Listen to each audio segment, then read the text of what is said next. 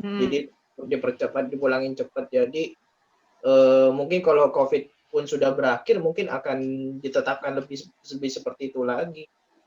Karena kan orang secara manusia, orang udah terbiasa selama COVID ini kan orang udah terbiasa kan jam kerja yang sekarang pulangnya lebih cepat. Jadi kan maksudnya itu dari sisi manusianya, jadi dia karena pulang cepat, orang jadi ada banyak waktu buat istirahat lah. Jadi kan lebih efektif nggak sih? Sebenarnya gue dulu juga pengalaman kan kerja di kantor. Kayak gue sebenarnya nggak perlu lembur, tapi gue terpaksa lembur karena ngikutin yang lain. Ya, kalau lembur itu paling kan benci gue. Itu budaya Asia yang paling buruk.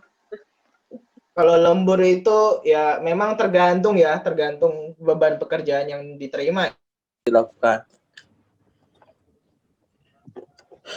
Jadi pengurangan cuma yang golongan tua diapain, Prof? Dilakukan. Yang golongan tua diapain, Mas Rofi? Golongan tua diapain tuh? Apa? Yang tua-tua diapain? Golongan tuanya diapain? Yang tua-tua dia mau belajar nggak? Kalau nggak mau belajar dipensionin. Buat apa? Udah nggak produktif. Kasih paket ya? Oh, gila. Gede banget ya, tangan besi. Yang tua-tua, emang kita mikirin yang tua-tua juga ya? Terus gue masang headset coba. Iya, tadi kan yang dibahas sama dia kan itu. Jadi kata ada pengusaha lagi galau, katanya yang millennials sama yang udah tua-tua tuh nggak cocok, berantem mulu. Ini belajar, yang tua-tuanya jarang belajar. Gitu. Suara gue masuk nggak? Masuk ya? Halo? Dilanjut ya Pak Dimas, keren itu Pak, sharingnya Pak. Tes, 1, 2, 3. Ada bapaknya di Halo? Iya udah tenang aja, santai aja. Lanjut Pak Dimas, keren. Oh siapa? Pak, suara saya masuk nggak Pak? Masuk ya? Masuk kedengeran kok. Oh iya. Lanjut ya. Jadi didiskusikan kira-kira life after COVID setelah di organisasi mesti gimana nih after this ya. Silakan. Ya. Nilai mana yang nggak terlalu berprestasi, tapi selain itu juga sebenarnya tereliminir dengan otomatisasi, kayak misalnya penggunaan AI tadi ya, gitu. Jadi semuanya kayak laporan, kayak penggunaan yang namanya admin ya, itu jauh dikurangin karena sekarang pakai lagi kayaknya nggak efektifnya ada nih keluh kesah WP ku kan, sebagian besar kan pegawainya kan sudah kayak nggak melek teknologi lah ya, jadi coba di approach dengan training ataupun dikasih kayak kursus gitulah untuk menghadapi COVID ini karena kan semua era digital ya. Nah kebetulan bisnisnya adalah bisnis IO, event organizer, yang dilalahnya dari konvensional kan harus berubah ke digital. Mereka bikin undangan, bikin leaflet semua by digital, bahkan untuk 1-2 perwakilan dari teman gimana dari hasil diskusi grup di kelompok, mungkin ada yang mau share, silakan. Apa Pak, boleh Pak, life after COVID, silakan. Ya, kelompok kami dulu deh ya. Silakan. Ada saya, Vicensia Arinda, terus Mbak Dameria, terus ada Randy sama Helga. Oke.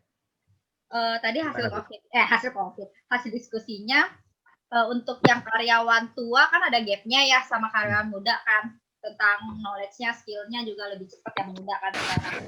Jadi kalau contohnya yang pertama tuh dari perusahaan yang dulu saya kerja itu pernah mengambil keputusan untuk memensiunkan dini karyawan itu. Misalnya dia baru umur 49 tapi kerjaannya dia kurang oke nih, lebih oke karyawan yang baru-baru, tapi kan dengan dia umur 49 kan gajinya udah naik-naik terus kan. Kalau dipecat juga bebannya lebih gede di PHK. Jadi dikasih option, kamu mau pensiun dini atau kamu saya tambahin load kerjaan yang baru gitu. Itu bisa kasih option, akhirnya dia memilih untuk pensiun dini. Oke. Jadi kan bebannya juga lebih kecil kan kalau pensiun. Yeah. Terus kalau dari Randy ada mengurangi jam karyawannya. Jadi yang tua-tua itu jamnya udah dikurang-kurangi nih. Jadi beban perusahaan untuk bayar gaji juga berkurang. Ada juga memindahkan karyawan itu ke divisi lain yang selama ini dia nggak pernah pegang. Akhirnya dia nggak betah, akhirnya keluar dengan sendirinya tanpa perusahaan harus PHK.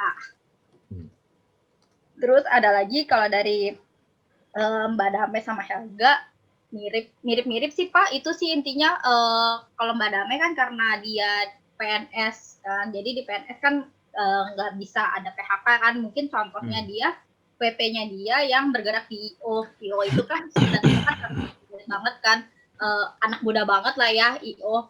Jadi yang tua-tua itu udah dikasih option pertama, dikasih training. Ternyata si tua-tua ini tetap nggak bisa ngikutin perkembangan trainingnya, ya akhirnya di PHK kayak gitu. Kasihan yang tua-tua nih ya. Mas Said masih ada nggak di sini, Mas Said yang udah tua nih?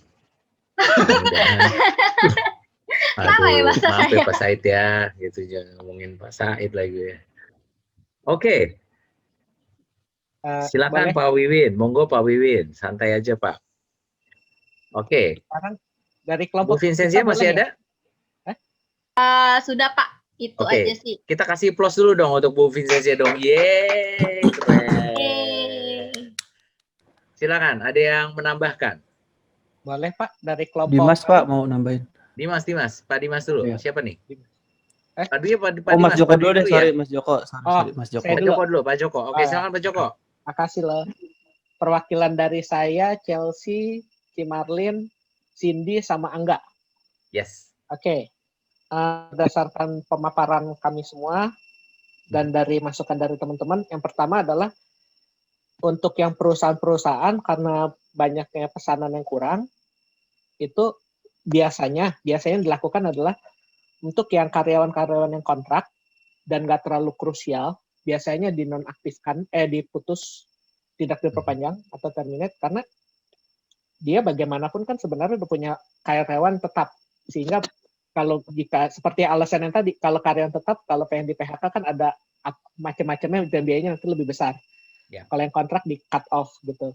Terus angkatan-angkatan yang agak sedikit sudah atas, angkatan atas tapi kurang kompeten, itu mulai dieliminasi. Kita ngomongnya nggak di-terminate sih, dieliminasi. Kita lihat dulu ada bagusnya di mana, ditempatin. Itu nanti perannya pemimpin, perannya leader di situ menganalisa dia bagusnya di mana. Kalau emang nggak bisa apapun, nah nanti dikasih pilihan-pilihan seperti yang tadi. Lalu untuk biasanya dan untuk kantor-kantor sekarang ini banyak yang bagian admin itu mulai dieliminasi karena mulai automation atau digantikan oleh artificial intelligence. Tapi ada juga tadi ada masukan dari kawan kami itu kalau dia bergerak di bidang Chinese medicine itu kan kurang lebih biasanya kalau yang makin tua justru sebenarnya pengalaman makin bagus. Kalau Chinese medicine pengalaman makin bagus.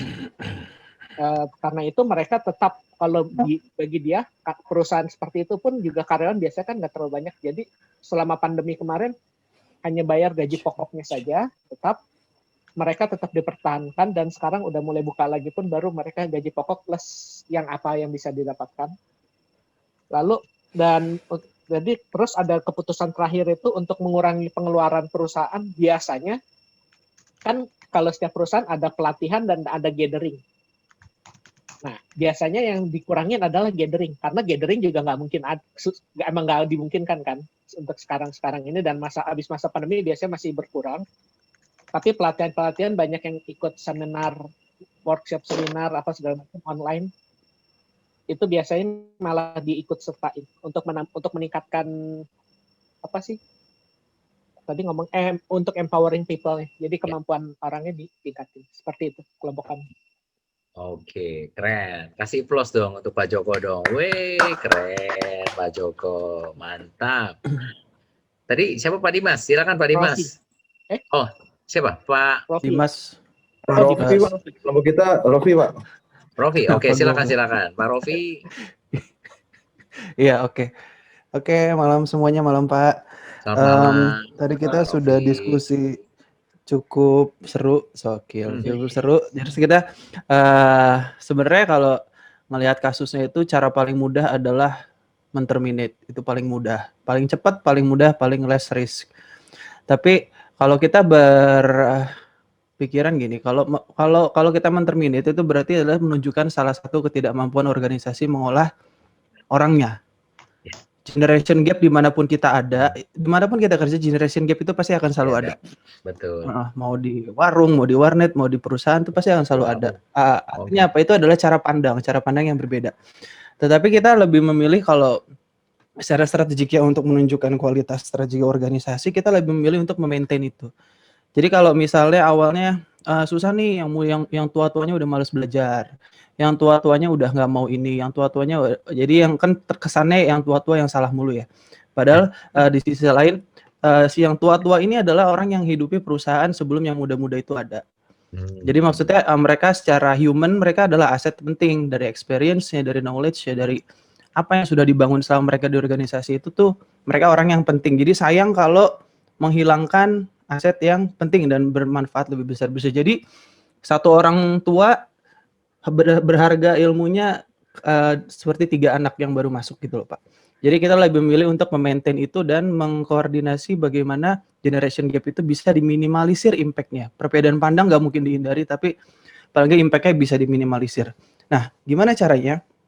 Selain dengan adanya rutin pelatihan culture internalization, kan kalau misalnya perusahaan ada visi misi tuh, yang dulunya visi misinya sukses aja, jualan aja, mungkin karena teknologi udah berkembang, punya misi jadi berkembang secara teknologi. Nah, kita internalisasi nilai-nilai itu ke semua lini atau semua generasi yang ada di dalam suatu organisasi. Kalau misalnya masih nggak efisien, cara paling mudah kedua adalah kita sesuaikan KPI-nya. Jadi kalau misalnya di HC itu ini HR related ya sepertinya kalau tadi saya lihat temanya. Itu ada namanya KPI. Nah, itu tuh sebenarnya bukan penilaian kerja aja, tapi kalau beberapa perusahaan ada KPI yang menilai attitude, pola leadership, cara pandang. Nah, itu bisa kita sesuaikan di situ. Jadi kalau misalnya KPI seorang marketing cuma capai target jual mobil 10 gitu. Oh, kita naikin nih, kita mau transform, kita mau jadi organisasi yang berkembang.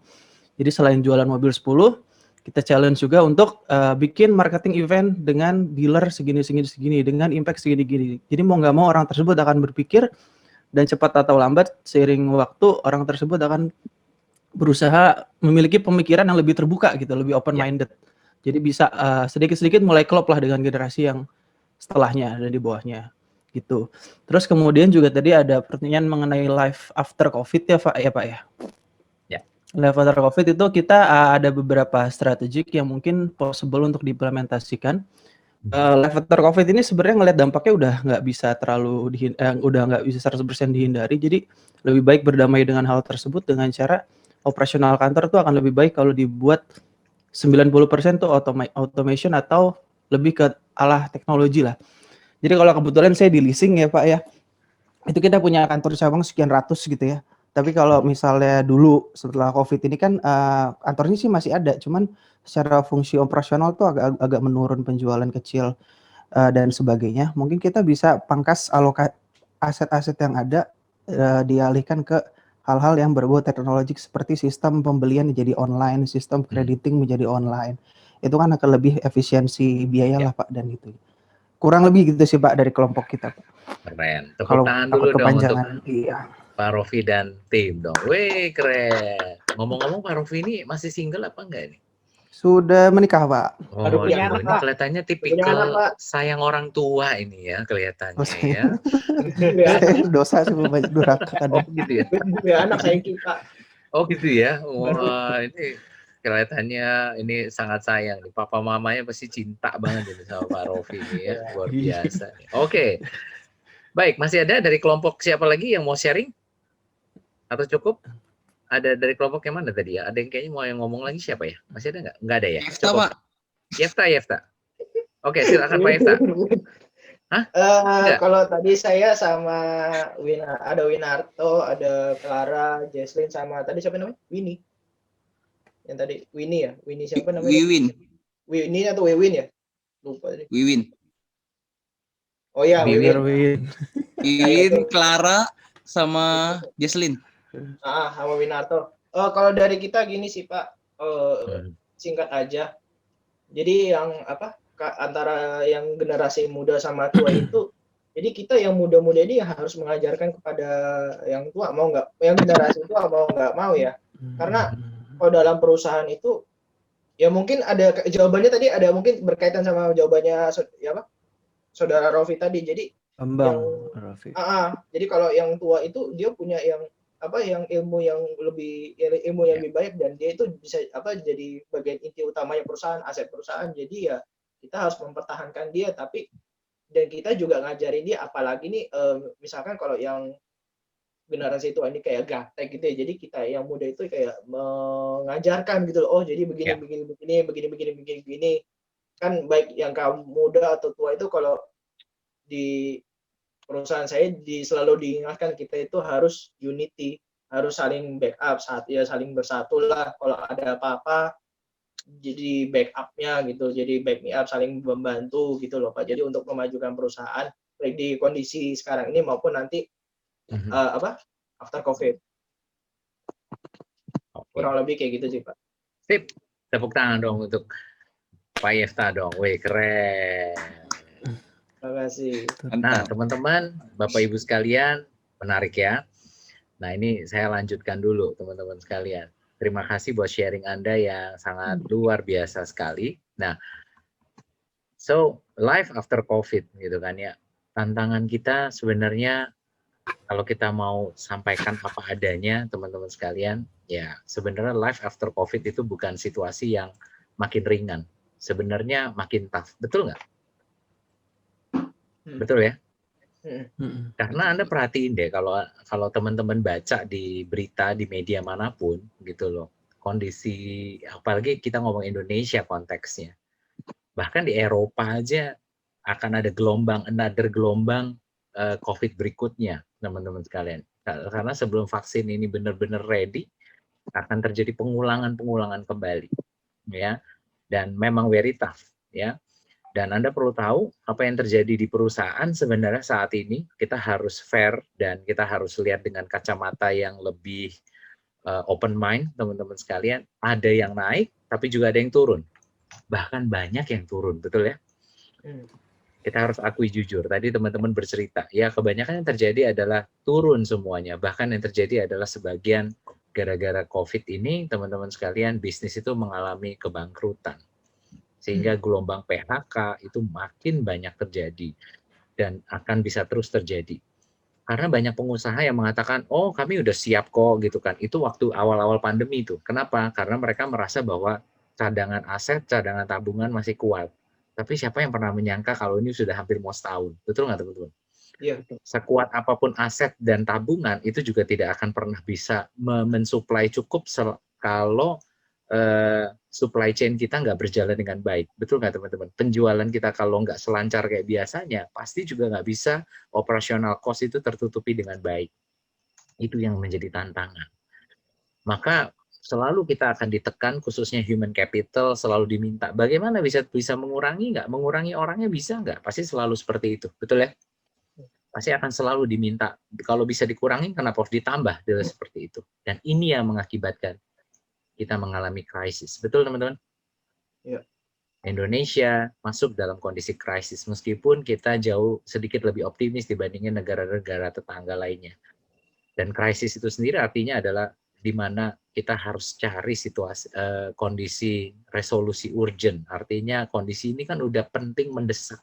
Kita harus cari cara gimana supaya kita bisa keluar dari situasi ini. Ini menjadi challenge kita. Nah, salah satu tawarannya adalah teman-teman sekalian, kita harus pakai pendekatan yang namanya artificial intelligence. Betul nggak? Itu yang ditawarin di mana-mana. Termasuk siapa itu elit global itu sebenarnya juga mengarahkan bahwa setiap orang itu harus bisa berdamai dengan teknologi supaya teknologi itu bisa memudahkan cara kerja kita.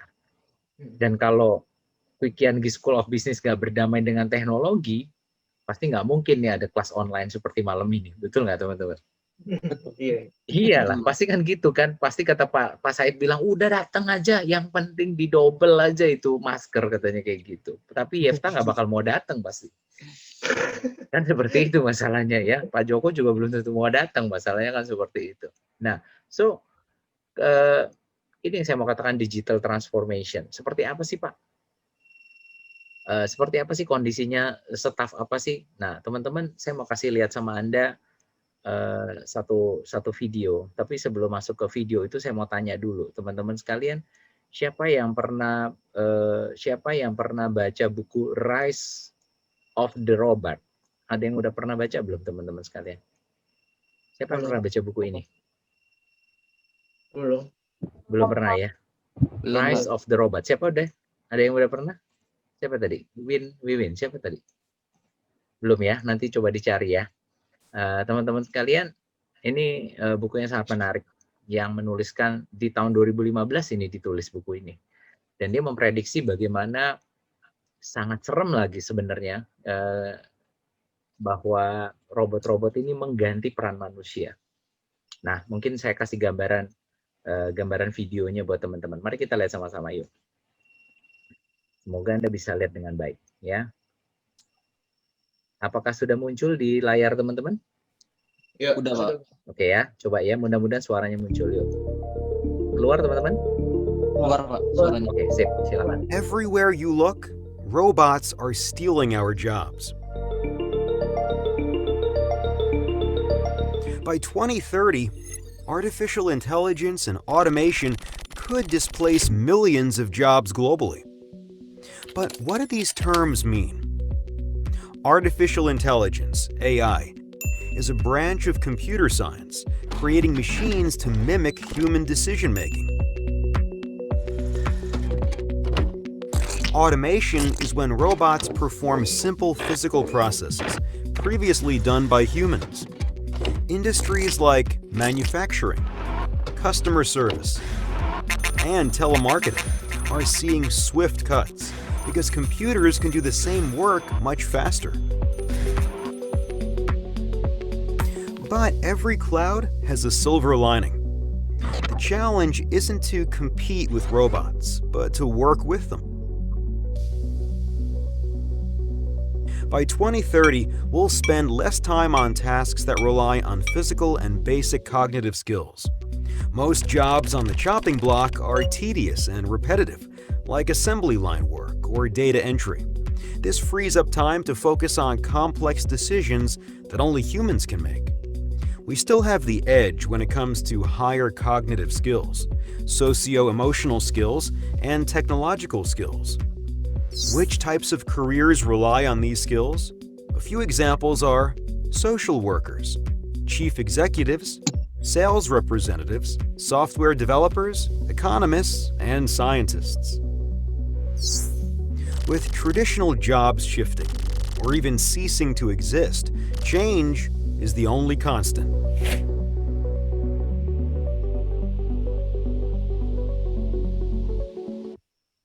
The half-life of a technical job skill is 5 years. During this time, the skill becomes half as valuable as it was before. So, how can young people prepare for a career in this transforming landscape? To ensure long-term career prospects, those entering the workforce will need to develop soft skills and engage in lifelong learning. Here are some concrete steps young people can take. 1. Assess current skills every 2 to 3 years and determine gaps based on job market trends. 2. Break learning into low-cost, bite-sized chunks. Enroll in certificate courses. Volunteer at organizations. Engage in peer-to-peer learning. And seek diverse work projects.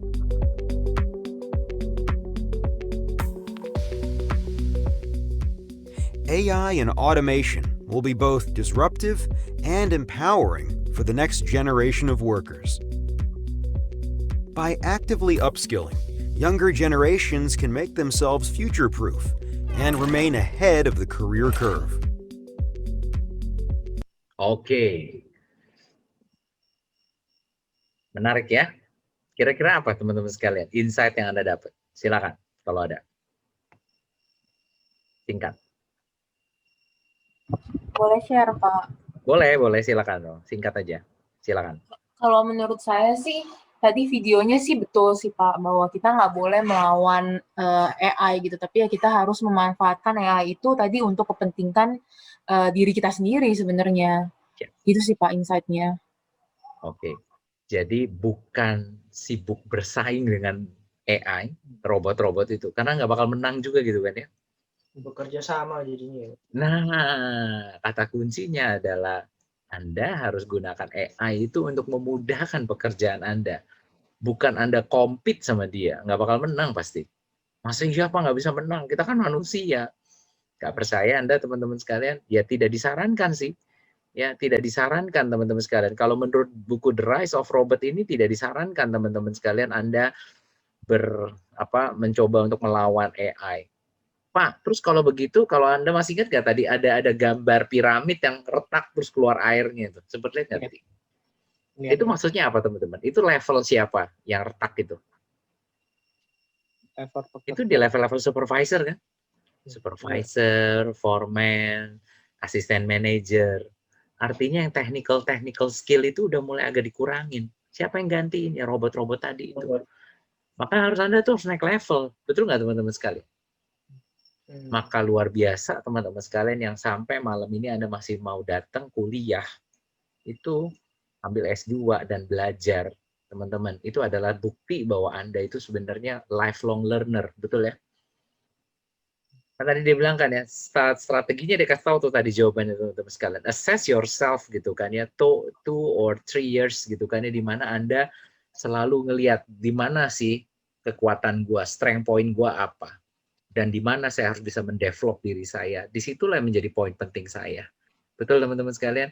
Sehingga Anda lah yang akan terus terpakai. Maka kata si Martin Ford bilang, sebenarnya nggak usah khawatir juga sama robot-robot ini gitu kan ya. Memang ada pekerjaan hilang, tapi ada pekerjaan baru yang bermunculan. Betul teman-teman?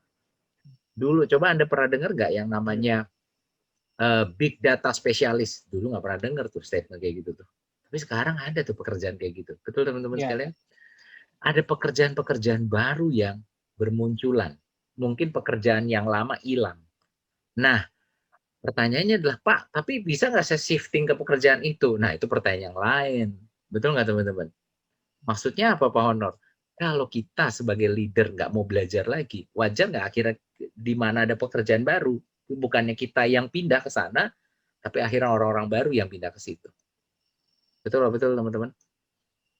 Masa iya sih Pak? Ya karena robot udah mulai banyak menggantikan manusia. Ya peran-peran dia ini banyak menggantikan manusia. Ini contohnya di manufaktur.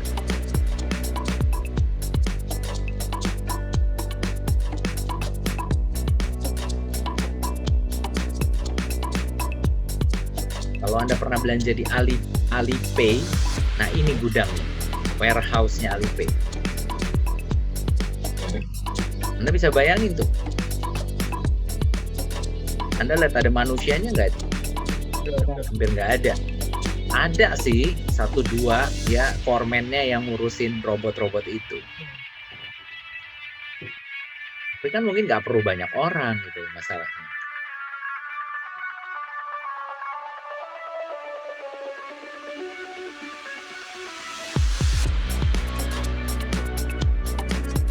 Nggak perlu takut kecelakaan.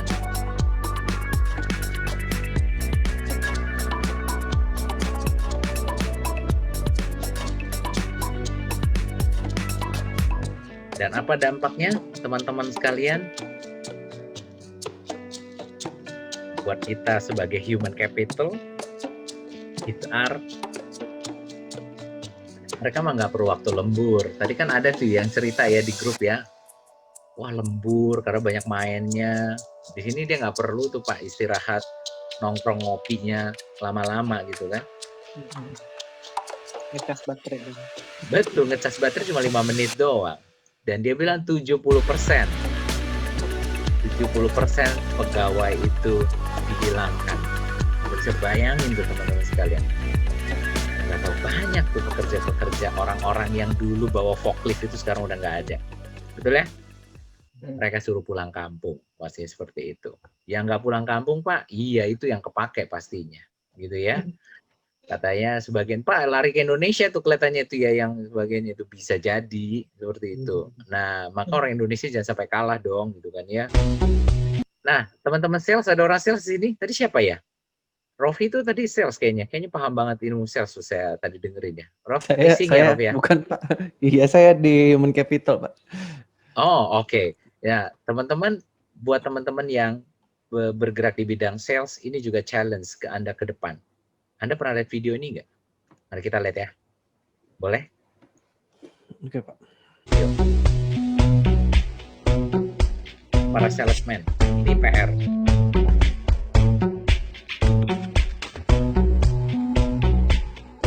Oke,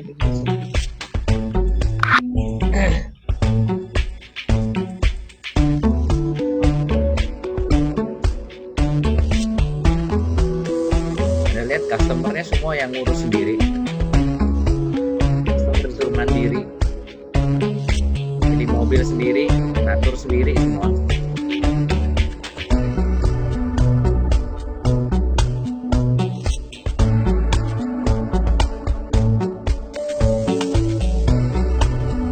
Verify data. Semua AI yang lakukan.